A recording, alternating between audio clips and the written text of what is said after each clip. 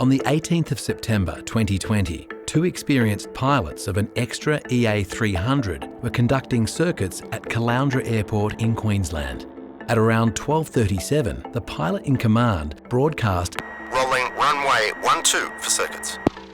At 12:40, the student pilot of a gimbal Cabri G2 helicopter made an inbound call reporting their location and intentions. Lima Tango Oscar, overhead the field 1500, descending on the dead side for a midfield crosswind join. The student pilot then joined the downwind leg of an active circuit pattern and broadcast Helicopter joins the circuit. The pilot visually identified the extra on the upwind leg and another aircraft, Aircraft 3, a Sling 7788. So far, everything was going to plan. The pilots of the aircraft in the circuit were broadcasting their positions and intentions.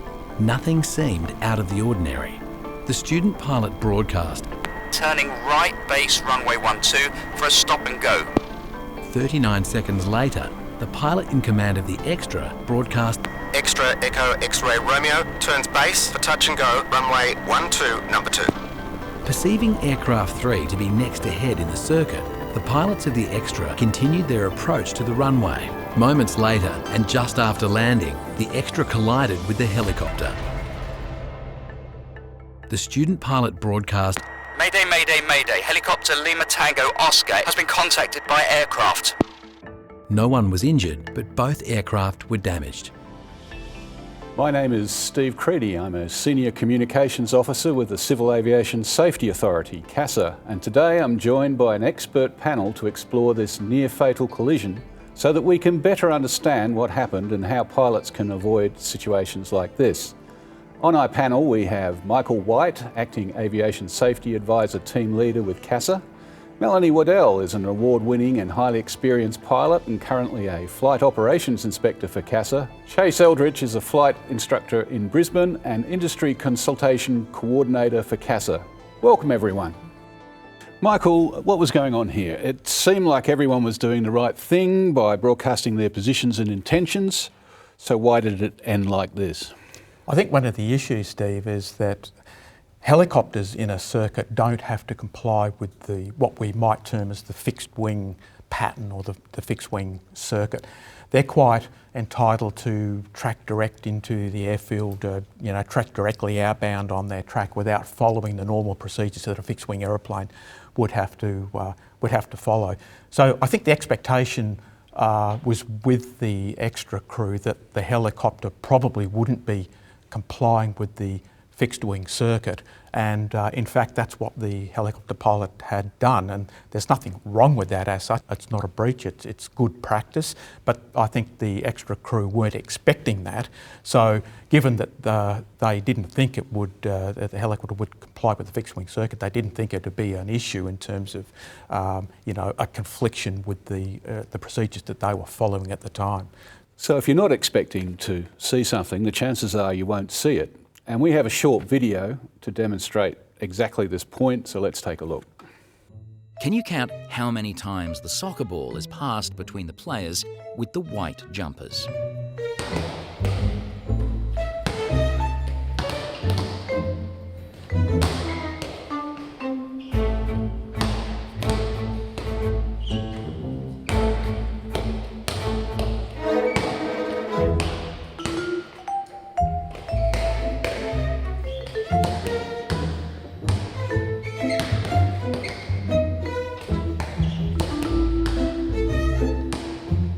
Did you count 15 passes?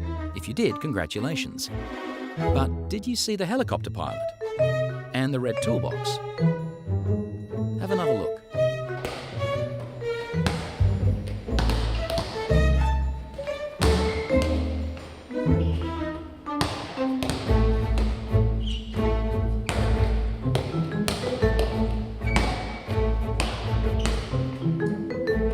Also, one of the players walks out. I remember the first time I saw this video was with an ape instead of the pilot, and it's a video that's quite commonly used in human factors or crew resource management training because it shows you that you tend to focus on what you're meant to be focused on, and so you miss a lot of the things in the periphery. Let's have a listen to the radio broadcast to get a better understanding of what happened. Caloundra traffic. Helicopter Lima Tango Oscar is 3 miles south of the field at 1500. Inbound with intent to descend on the dead side of runway 12 for a midfield crosswind join. Caloundra traffic, Echo X-ray Romeo is late, downwind of runway 12, touch and go. Traffic Caloundra, Echo X-ray Romeo, base runway 12, touch and go. Caloundra traffic, helicopter Lima Tango Oscar is overhead the field 1500, descending on the dead side for a midfield crosswind join, runway 12, Caloundra traffic. Caloundra traffic, helicopter Lima Tango Oscar joins the circuit, midfield crosswind, runway 12. Caloundra traffic, Sling 7788, non-standard glide approach 12, touch and go, Caloundra. Caloundra traffic, helicopter Lima Tango Oscar turning right base runway 12 for a stop and go. Caloundra traffic. Caloundra traffic, extra Echo X-ray Romeo, turns base for touch and go, runway 12, number 2.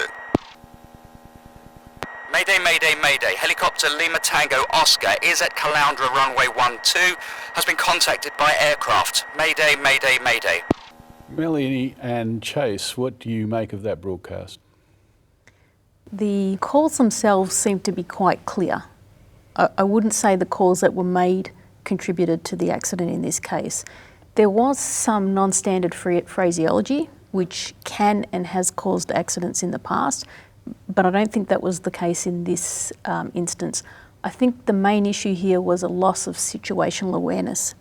Now, there was the helicopter which was coming in for a stop and go, and then the sling behind it was doing a touch and go. When the edge came in, he called number 2 when in fact he was number 3. Now, if it had been an ideal world, one of the aircraft preceding him, either the helicopter or the sling, would have spoken up and said, we've got 2 aircraft ahead of you. And at least then he could have determined if he could see the 2 aircraft, and if he couldn't see the 2, he could then decide what action to take, and ordinarily that would not be to continue descending down to the aircraft that you can't see. Yeah, I'd agree with you, Mel. I don't think the calls themselves were necessarily an issue. I do think it's a case where the extra pilots haven't necessarily heard or understood what was being said by the helicopter pilots, clarifying things and potentially having an extra radio call to provide extra information would be things that could help in that situation. Michael, let's look at the alerted see and avoid process. The helicopter was alerting everyone, but obviously the extra didn't fully process the broadcast, so they weren't alert for it. It's right. I think the broadcasts were providing enough information for the extra pilots to form the right sort of mental model. The extra had gone around, which sort of seems to indicate that maybe the crew were having a bit of a difficulty with airspeed control, the sink rates, attitudes, and that has probably led to them not fully or assimilating any of the information that the helicopter pilot had provided. And this sort of leads me to believe that their situational awareness was degraded through the lack of perception, not hearing and then assimilating the information. They didn't perceive the helicopter pilot's broadcasts and therefore didn't comprehend it, and clearly that led to them not contemplating the helicopter when they were projecting ahead.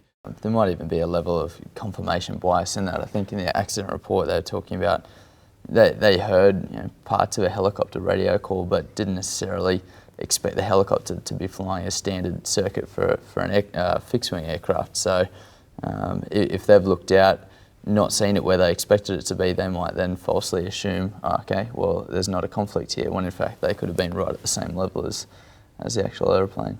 Well, Chase, have you ever missed a broadcast from another aircraft? And I mean, is it an easy mistake to make? It is certainly an easy mistake to make. I have missed radio calls, I'm sure I will in the future, and I know a lot of people have as well.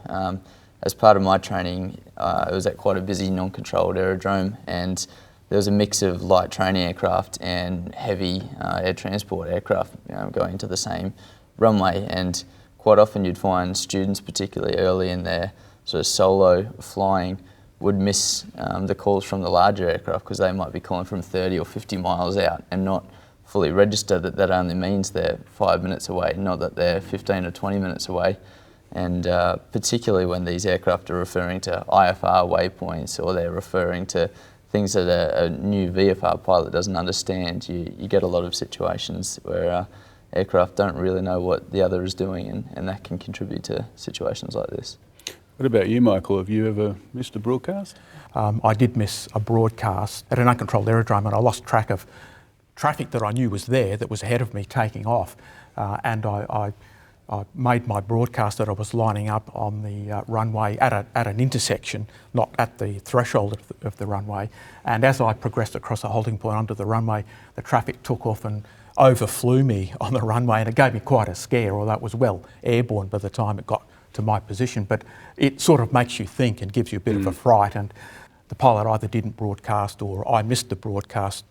It's all about attention, and where your attention's focused, you tend to miss things going on around you, and I think that's what happened.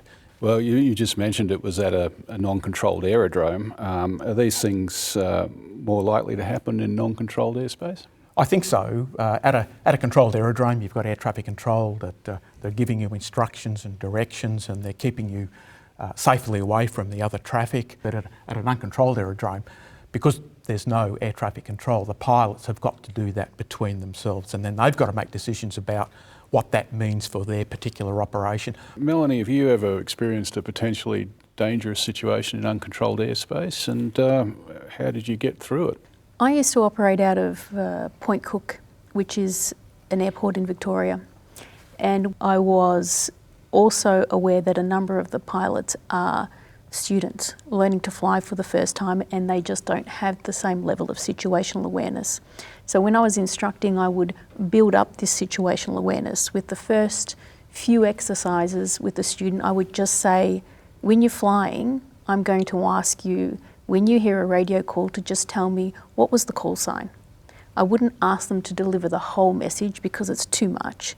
So you have to gradually teach the students to pick up the information, and so gradually you build up their capacity to form this mental picture. Chase, how do you keep track of all these broadcasts? Would I be right in saying when it's busy it gets very hard to do that? It can be challenging, certainly. You pick up different skills as you get better at it. I mean, over time you might not need any one particular skill because you can just do it all yourself, but initially or in new situations, nothing I think really beats writing down things as you go, so whether it be call signs or an actual mud map of where you think aircraft are in the circuit, just to help you, I guess, work out how this is all going to fit together. And then also using any resources you've got available, so ADS-B in, where you can actually see where some of the aircraft are around you, or some of the more modern avionics systems have a playback function as well, so if you miss a radio call you can press that and get another chance at hearing it. That's a good point. You should never assume anything, so if you're missing information, go searching for it and get it clarified, and if that means you need to go back and ask somebody to repeat something, then that's certainly what you must do. So your radio forms the basis of your risk management, if you like, in terms of the alerted see and avoid procedure. Do you find, Melanie, that there are pilots out there that don't listen or communicate effectively over the radio? I don't believe that there are pilots who purposefully don't listen. I think their ability to listen is limited. When we're flying, you could have that you're listening to a navigation aid. You're listening to, if you have two radios going, because you're listening to air traffic control on another frequency as well as the traffic in the area that you're flying. So you've got a lot of information coming in. So what we used to emphasise when you're instructing is magic moments of silence. And if you see things are getting too much for them, take a little bit of the tasks away from them until they're back in control. So, Michael, what are the radio calls that a pilot must make when in the circuit? And do you have any advice about how to make radio calls in a way that doesn't confuse other pilots? Part 91 of the Civil Aviation Safety Regulations mandate really only two situations in which radio broadcasts are required, and that's if you're conflicting with other traffic or you potentially think that you're going to conflict with other traffic, then you must broadcast. So all other broadcasts that are made in at uncontrolled aerodromes, for example, can be considered to be recommended, and whether you make them or not is at the discretion of the pilot in command, and that really comes down to a lot of different factors that are involved. The way they go about doing that is to make sure on the right frequency, make sure your squelch volume controls on your radios are set correctly, listen before you transmit. When you do it in a standard way, which then helps other pilots comprehend and understand what it is that you've said. Melanie, how do you manage your workload and what's your process to ensure you're focused and mentally sharp when you're flying? In order to be focused and mentally sharp, your body has to be ready. So I focus on making sure that I'm well rested, and I use the mnemonic I'm safe. So the I is for illness. Have I had any illnesses? Am I still suffering any of the effects? The M is for medication. Am I on any medication that I perhaps shouldn't be flying with? And if I'm unsure, I could contact a DAMI to check. S is for stress. Have I been under any undue stress? Do I feel fit enough to fly mentally? The A is for alcohol, at least 8 hours bottle to throttle. F for fatigue. I may have had enough sleep, but do I still feel fatigued? And the E is for eating and environment. So have I eaten? Do I have food to take on my flight if it's a long flight? And the environment that you're in, if it's hot or cold, do you have the clothing or equipment that you're going to need to make sure that you stay in a comfortable state for the flight? So in terms of CASA, what resources does CASA have, Michael, to help pilots understand more about this? Yeah, CASA has a number of resources that are sort of directed at this type of thing. We've got a couple of PAC safety behaviour packages, one for pilots and a similar one for engineers for them. They're available from the CASA online store. We've also just recently commissioned the Pilot Safety Hub.